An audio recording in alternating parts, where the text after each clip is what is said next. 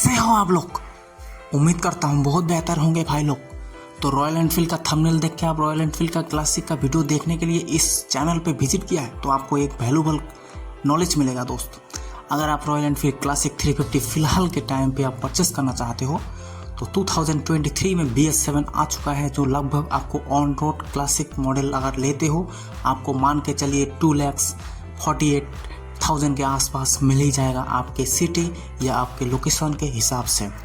अगर इस बाइक को परचेस करते हो कुछ सारे बातें हैं जो आपको ध्यान में रखना चाहिए दोस्त, नहीं तो बाद में जाके पछताना पड़ेगा। क्योंकि अगर एक बार बाइक परचेस कर लिया उसके बाद आपको सर्विस सेंटर का चक्कर ना लगाना पड़े और उनका तामझाम देखना ना पड़े, तो इसलिए वीडियो को आखिर तक जरूर देखें। सर्वप्रथम बता दे भाई, कोई भी अगर बाइक परचेस करते हो उसका आपको टेस्ट ड्राइव लेना ज़रूरी है। हाल फिलहाल के टाइम पे अगर आप चला रहे हो हीरो होंडा या पल्सर चला रहे हो तो आपको डायरेक्ट रॉयल एनफील्ड क्लासिक 350 नहीं चलाना है। पहले टेस्ट ड्राइव लीजिए, उसके बाद ही परचेस करने का मन बनाइए। रही बात दोस्त सेकंड बात, इसका जब परचेस करेंगे इसका ऑन रोड प्राइस से लेकर हर चीज़ देखिए, ट्यूबलेस टायर लगा के रखिए और जो भी मैन्युफैक्चरर आता है अगर कोई भी अगर चीज़ चाहिए तो आपको उसको फिटिंग्स करके लिए। मेरा मानना है अगर लेग गार्ड अगर बाहर परचेस करते हो आपको 2,000 या 3,000 में आपको मिल जाएगा, लेकिन अगर जब इस यहाँ पे परचेस करेंगे काफ़ी ज़्यादा कॉस्टली आता है लेग गार्ड और साम गार्ड। लेग गार्ड का मान के चलिए 4,000, साम गार्ड का मान के चलिए 4,000, तो 8,000 आपका खर्चा यहाँ पर ज़्यादा एक्स्ट्रा होता है। तो मेरा मानना है ये दो चीज़ें छोड़ के लेग गार्ड लगा ही सकते हो या साम गार्ड, जो कोई भी एक लगाना है एक बराबर लगाइए दोस्त, नहीं तो आपका खर्चा ज़्यादा होगा। तो भाई रही बात सीट कवर, आपको ब्रांडेड ही लगाना है। 1,000, 1,200 या 1,300 में आपको मिल जाएगा सीट कवर। जो भी लगाना है ये ब्रांड से ही लगाइएगा, ये अच्छा आपका हो जाएगा। रही बात दोस्तों इसका जो अगर कोई भी अगर कॉम्बिनेशन को चेंज करना है, अगर रॉयल एनफील्ड को थोड़ा भी अगर लुक चेंज करना है तो आप बाहर ही कस्टमाइज़ कीजिए। अगर ब्रांड से कस्टमाइज़ करते हैं तो आपको काफ़ी ज़्यादा निराशाजनक होगा और कॉस्टली पे करना होगा दोस्त। तो मैंने ये इस बाइक को परचेस करते हुए लगभग मान के चलिए 8 से 9 महीना से परचेस किया हूँ। तो सर्वप्रथम बता दूँ, जब आप शोरूम एंटर करेंगे दोस्त आपको एक बोला जाएगा आप एक्सटेंडेड वारंटी परचेस कीजिए, जिसका मूल्य 3,500 से लेकर 4,000 रुपीज़ हो जाएगा। इसको आप परचेस नहीं करना है। देखिए ब्रांड का वारंटी 1 साल होता है और 2-3 साल ऐसे ही रहता है, वारंटी न्यू बाइक का ऐसे ही रहता है। अगर आप एक्सटेंडेड वारंटी लेते हो ऊपर से भाई जब आप सेकंड सर्विस कराने जाओगे फिर आपको बोलेगा एक ACB या क्या CPA एक है वो करवाना होता है, वो मान के चलिए 3,000 में वो करवाना होगा। मतलब एक्सटेंडेड वारंटी यहाँ पर 3,000, फिर जाके आप उसको कराएंगे फिर 3,000। तो एक्सटेंडेड वारंटी कराते हैं अगर लेते हैं उसका कोई बेनिफिट्स नहीं है दोस्त।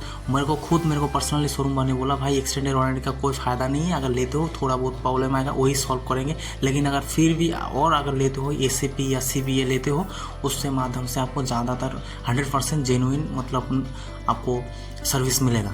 तो भाई ये क्या हुआ, फिर हमने एक्सटेंडेड वारंटी परचेस किया उसके बाद फिर से वो लेना पड़ रहा है, तो ये गलत चीज़ें है। इसको आप एक्सटेंडेड वारंटी को अवॉइड कीजिए क्योंकि बाइक का वारंटी 1 साल रह ही जाता है दोस्त। इसके बाद फर्स्ट सर्विसिंग जब करवाएंगे दोस्त सिर्फ आपको 250 से 350 रुपीज़ खर्च होगा, वो भी 6 महीने में। 6 महीने में यानी दोस्त आपका जिस दिन आप परचेस करते हो उसी दिन से आपका समय लागू होता है। 6 मंथ में आपको एक सर्विस करवा ही लेना है। 6 सर्विस जो फर्स्ट सर्विस होता है दोस्त मान के चलिए 1 महीने के अंदर करवाएगा, उसके बाद आपको जो सेकंड सर्विस होगा वो 6 महीने के अंदर करवाएगा।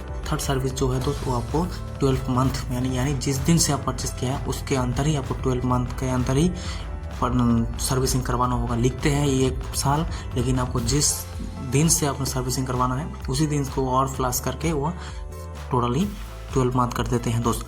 मेरा मानना है सर्विसिंग करने से बाइक ज़्यादा क्लियर ज़्यादा अच्छे से बेहतरीन परफॉर्मेंस कर लेता है, लेकिन एक बात का ध्यान रखिए जब सर्विसिंग करवा रहे हो आप ज़रूर सामने रहिएगा, क्योंकि क्या क्या चेक कर रहा है, क्या क्या इंजन ऑयल डाल रहा है, ये सब कुछ आपको ध्यान में रखना चाहिए। क्योंकि बार बार झंझट पड़ेगा भाई, सर्विस सेंटर का आपको चक्कर लगाएंगे तो ये अच्छा बात नहीं है। मैंने जब इसको सर्विसिंग किया था मैंने वहाँ पर खुद के आंखों से देखा था क्या क्या चेंज हो रहा है क्या क्या नहीं हो रहा है। ऐसा नहीं करना, कोई भाई बंधु ऐसा करता है भाई बाइक दे के चला जाता है फिर 2 घंटे बाद आके लेते हैं, लेकिन ये बहुत बड़ी गलत फहमी है दोस्त कि शोरूम वाले आपको अच्छी तरह से सर्विसिंग देंगे, ऐसा नहीं है। मैंने खुद अपना पर्सनल एक्सपीरियंस किया भाई, मैं बाइक दे के गया आते समय में देखा भाई मेरा बाइक जो है धुलाया नहीं है, क्योंकि उन्होंने बोला भाई हमारा जो धोने का जो मशीन है वो ख़राब हो चुका है। तो इतना ब्रांड का धोने का मशीन ख़राब हो गया तो भाई वो लोग ठीक करके नहीं रख सकते क्या? और क्या क्या ठीक किया क्या क्या ठीक नहीं किया वो आपको पता ही नहीं चलेगा। ऊपर से बोलेगा भाई 3,000 4,000 बिल आ गया। तो ये सब कुछ का ध्यान में रखना चाहिए। मेरा मानना है अगर भाई रॉयल एनफील्ड शोरूम को विश्वास करते हो, बिलीव करते हो भाई, ये बहुत बड़ी गलतफहमी होगा। क्योंकि कोई भी प्रोडक्ट अगर परचेस करते हो, अगर कोई भी रॉयल एनफील्ड क्लास से अगर बाइक परचेस करते हो, उसके बाद आपको झेलना ही होता है। तो इससे अच्छे बेहतर है जो भी पूछना है भाई क्लियर बोलिए भाई, वहाँ पर से जो भी आपको नॉलेज मिलेगा आप लीजिए। बाद में जाके ये हो गया वो हो गया एक्सटेंडेड वारंटी ये सब का झमेला मत उठाइए। और टेस्ट ड्राइव जरूर लीजिए। इस बाइक को चलाने का एक्सपीरियंस 6 महीने बाद ही आपको पता चलेगा दोस्त। डायरेक्ट इसका जो एक्सपीरियंस मज़ेदार एक्सपीरियंस है वो आपको नहीं मिलने वाला। 6 महीना 7 महीना इसको जब टाइम बिताएंगे तभी इसको समझ में पाएंगे भाई। इंजन काफ़ी ज़्यादा हीटिंग इशू करता है, ये आपको पता होना चाहिए।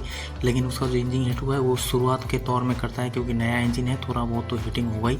तो इसलिए मान के चलिए रॉयल एनफील्ड क्लासिक लेते हो भाई, काफ़ी अच्छा बेहतरीन बाइक है।